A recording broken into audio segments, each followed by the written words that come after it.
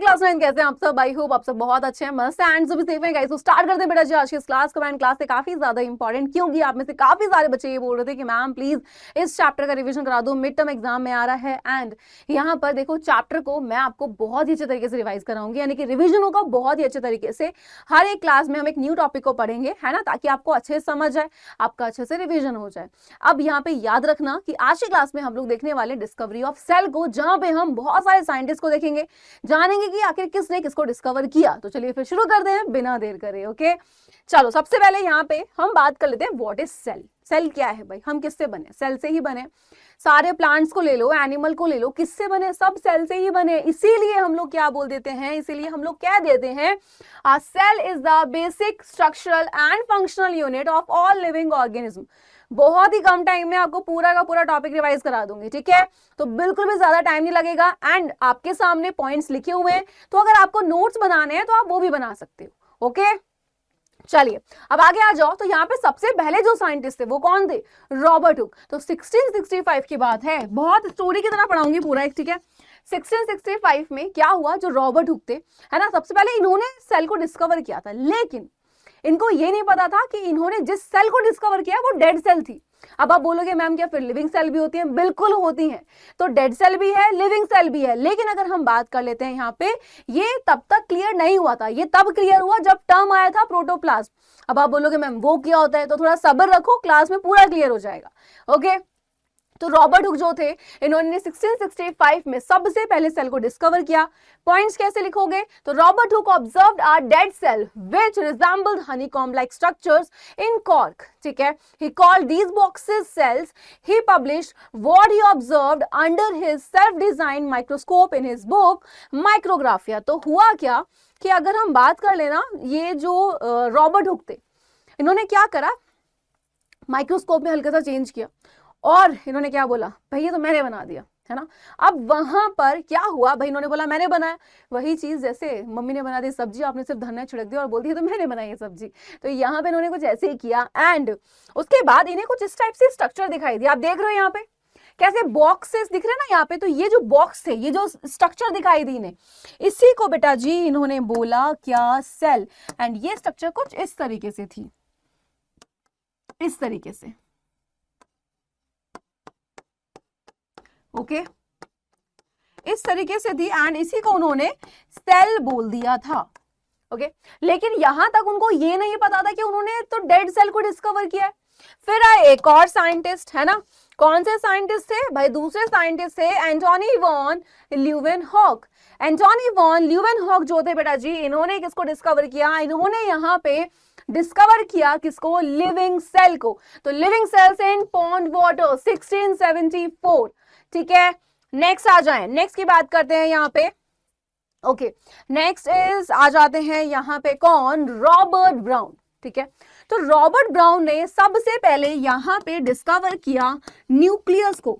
तो इन्होंने देखा कि सेल के अंदर एक डॉट लाइक स्ट्रक्चर है जिसको इन्होंने न्यूक्लियस कहा, ठीक है? चलिए तो नेक्स्ट पॉइंट, तो रॉबर्ट ब्राउन, ठीक है, डिस्कवर्ड द न्यूक्लियस कब? 1831। ओके है, तो रॉबर्ट ब्राउन ने न्यूक्लियस को डिस्कवर किया।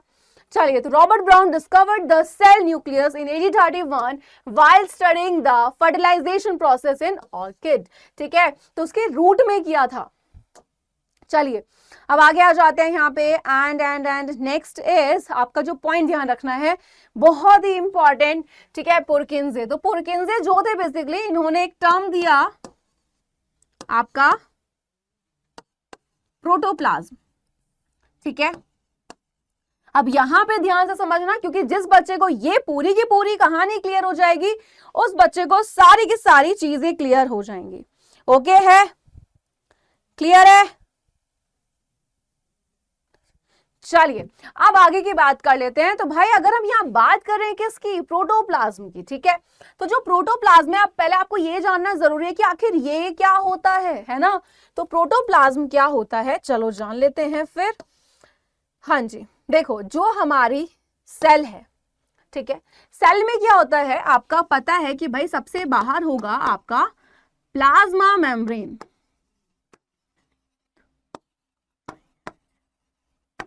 है ना? क्या हो जाएगा?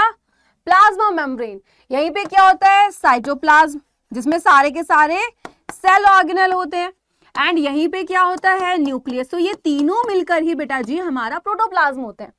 अब क्या बोले, तो Purkinje use the term protoplasm for sarcode. अब इधर आ जाओ एक बार, ये क्या था, ठीक है। तो यहां पे अगर हम लोग बात कर लेते हैं, क्या आ जाएगा, इंपॉर्टेंट एक नोट लिख लेना, हालांकि आपको अपनी एनसीईआरटी में देखने को नहीं मिलेगा, बड़ी क्लास में तो पढ़ोगे डिटेल में, बट फिर भी बता देती हूँ, ठीक है। तो discovered a living semi fluid substance of cells and named sarcode. इसी को इन्होंने यहाँ पे क्या दे दिया, ये प्रोटोप्लाज्म टर्म दे दिया। तो आपको अगर प्रोटोप्लाज्म समझ आ गया काफी है, किसने दिया इतना पता है, ठीक है। तो it is living matter present inside the cell, and यहाँ पे ये जिस सेल में होता है, हम बोलते हैं कि भाई वहां पे वो कैसी है, वो लिविंग सेल है। जिस सेल में नहीं है, हमने बोला भाई ये डेड सेल है। तो इसीलिए जब ये टर्म प्रोटोप्लाज्म आया तो ये चीज क्लियर हो गई कि अच्छा लिविंग और डेड सेल ये यानी कि दो अलग अलग हैं। एंड रॉबर्ट हुक ने जिस सेल को डिस्कवर किया था वो डेड सेल थी। अब आगे आ जाओ, हक्सले जो होते हैं यहाँ पे बेसिकली प्रोटोप्लाज्म को उन्होंने क्या बोला, the physical basis of life. तो पूछ सकते हैं कौन होता है, तो आपको पता होना चाहिए। अब यहाँ पे इन्होंने कैसे, यहाँ पे ये चीज कैसे क्लियर हुई, अब ध्यान से देखना। तो भाई मैंने क्या करा, यहाँ पे सेल बना देती हूँ, ठीक है। मैंने यहाँ पे बना दी सेल, चलो मैंने यहां पर एक, चलिए ये बना दी इधर सेल, ठीक है। या फिर एक काम करते हैं, इसको मैं ऐसे ही बनाती हूं, चलो मैंने ये बना दी सेल, ठीक है। सेम मैंने यहां पर बना दी, ये क्या है, सबसे आउटर मेम्ब्रेन सेल की प्लाज्मा मेम्ब्रेन। मैंने यहां पर भी न्यूक्लियस बना दिया, यहां पर भी न्यूक्लियस बना दिया, एंड इसी के साथ यहां पर भी क्या है, यहां पर भी क्या है, दोनों में ही हो जाता है बेटा जी साइटोप्लाज्म, ओके है। ये क्या है, व्हाइट वाली स्ट्रक्चर प्लाज्मा मेम्ब्रेन। अभी आप देखोगे तो आपको दोनों में ही बेटा जी यहां पे कोई डिफरेंस नजर नहीं आएगा प्लांट और एनिमल सेल में, एंड दोनों में ही क्या है, दोनों में ही यहां पे आ जाता है न्यूक्लियस। अभी तक दोनों सेम है, राइट। लेकिन अब अगर मैं पूछूं क्या सेम है, तो बिल्कुल भी नहीं, है ना। तो यहां पर ये जो मैंने प्लांट सेल में ये जो पिंक कलर की स्ट्रक्चर बनाई है, ये होती है बेटा जी cell wall. And cell wall किस में होती है, सेल वॉल होती है किस में, प्लांट्स में, ठीक है। यानी कि प्लांट की जो सेल होती है, अभी तक दोनों में कोई डिफरेंस नहीं था, लेकिन जैसे ही मैंने सेल वॉल बनाई तो आपको क्लियर हो गया कि वो प्लांट सेल है, लिखा भी है। अभी अगर मैं पूछूं क्या दोनों लिविंग सेल है, आप बोलोगे यस मैम। लेकिन अब अगर मैं आपसे पूछूं कि बेटा मैंने चलो यहां से न्यूक्लियस हटाया, न्यूक्लियस के साथ मैंने ये आपकी प्लाज्मा मेम्ब्रेन हटाई एंड साइटोप्लाज्म को भी हटा दिया, आप पूछूंगी बेटा कौन सी लिविंग सेल है कौन सी डेड सेल, तो आप क्या बोलोगे, आप बोलोगे कि मैम ये तो लिविंग सेल है हमारी, कौन सी, एनिमल सेल वाली, एंड ये जो है वो डेड सेल है, कौन सी, प्लांट सेल। क्योंकि ना यहाँ पे आपको प्लाज्मा मेम्ब्रेन दिख रही है, ना साइटोप्लाज्म दिख रहा है, ना ही न्यूक्लियस दिख रहा है, यहाँ पे सिर्फ एक लाइन दिख रही है ना, जो क्या है, जो है सेल वॉल। अब सोचो यहाँ पे कि जो कौन थे, रॉबर्ट हुक, उनको क्या दिखाई दी, उन्हें दिखाई दी थी कुछ इस टाइप से, सिर्फ एक स्ट्रक्चर। एंड इसकी ये जो लाइन थी ये क्या थी, जो जिसको रॉबर्ट हुक ने देखा था, तो बेटा जी जिसको रॉबर्ट हुक ने देखा था वो थी सेल वॉल। तो यहाँ पे जब ये टर्म आया प्रोटोप्लाज्म, ये चीज क्लियर हो गई कि भाई जो रॉबर्ट हुक थे उन्होंने डेड सेल को डिस्कवर किया था, और एक प्लांट की जो डेड सेल होती है उसमें सेल वॉल होती है। तो रॉबर्ट हुक ने किसको देखा, सेल वॉल को देखा। अगर वो लिविंग सेल को देखते तो भाई उन्हें वहां पे न्यूक्लियस भी दिखता, प्लाज्मा मेम्ब्रेन भी दिखता एंड साइटोप्लाज्म भी दिखता, बट उन्हें तो कुछ दिखाई ही नहीं दिया, है ना।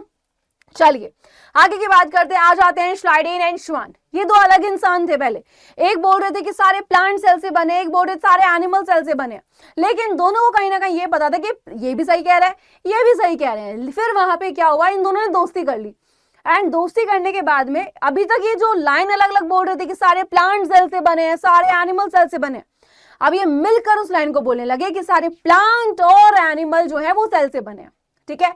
अब वहां पे अगर हम बात कर लेते हैं तो भाई सारे प्लांट और एनिमल जो सेल से बने हैं, यही इनकी लाइन कहलाई गई क्या, इसी को हमने बोला cell theory. The cell theory was formulated by two biologist Schleiden and Schwann. Okay है, क्लियर है। एंड यहाँ पे अब अगर हम आगे बात कर लेते हैं तो नेक्स्ट साइंटिस्ट आए कौन, रुडोल्फ विर्चो, यानी कि the cell theory was further expanded by Virchow.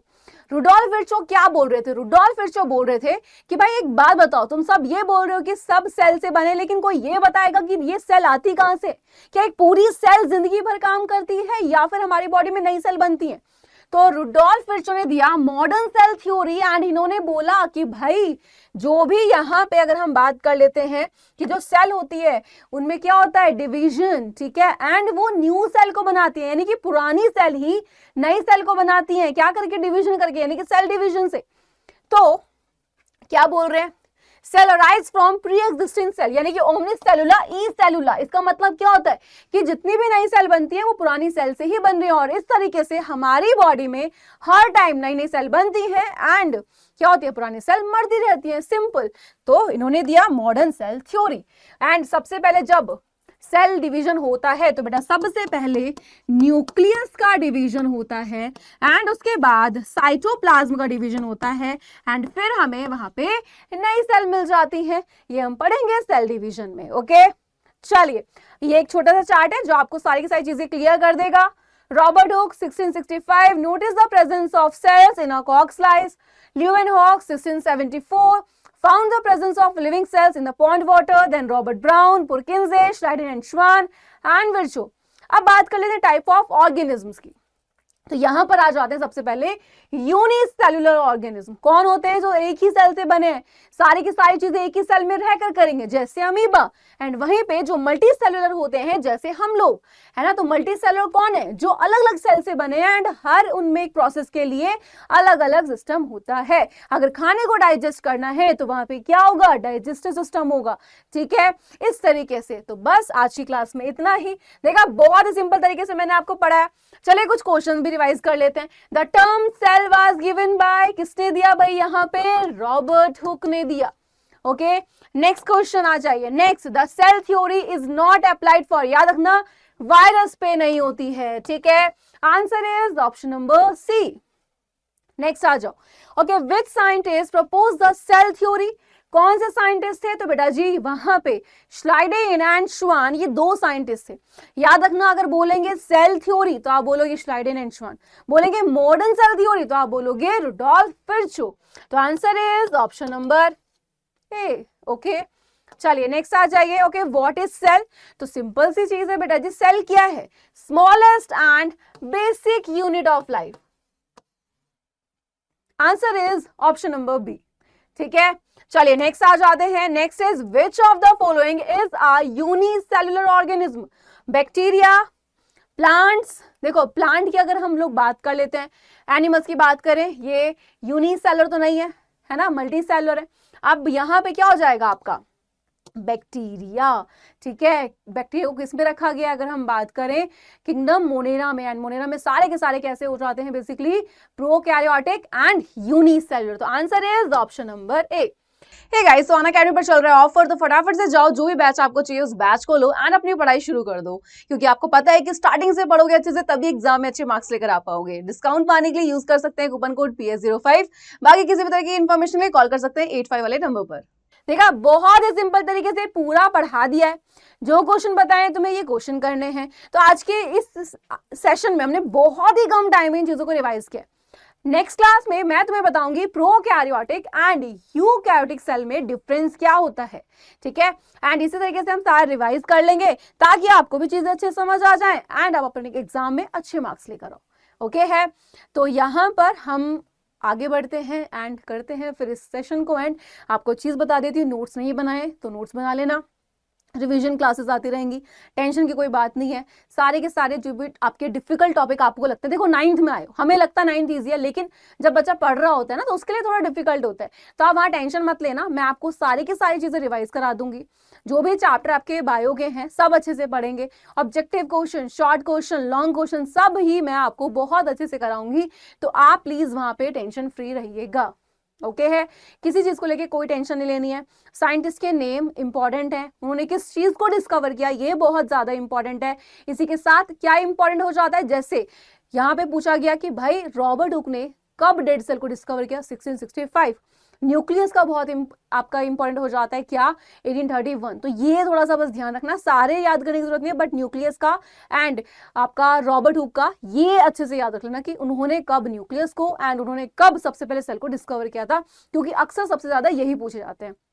और यूनिसेलुलर एंड मल्टीसेलुलर को भी ध्यान रखना कि यूनिसेलुलर जो होते हैं वो एक सेल से बने होते हैं, लेकिन साथ ही साथ आपको एक लाइन और बोलनी है कि वो सारे प्रोसेस एक ही सेल में करेगा, खाएगा भी वहीं पे, ठीक है, उसी सेल में रह के डाइजेस्ट भी करेगा। तो वो चीज मल्टीसेलुलर क्या हो जाते हैं कि भाई वो अलग अलग सेल से तो बने हैं एंड उनमें हर प्रोसेस के लिए अलग अलग ऑर्गन सिस्टम होते हैं। ठीक है, चलिए मिलते हैं नेक्स्ट क्लास में, तो bye bye and take care guys. Unacademy. Let's crack it.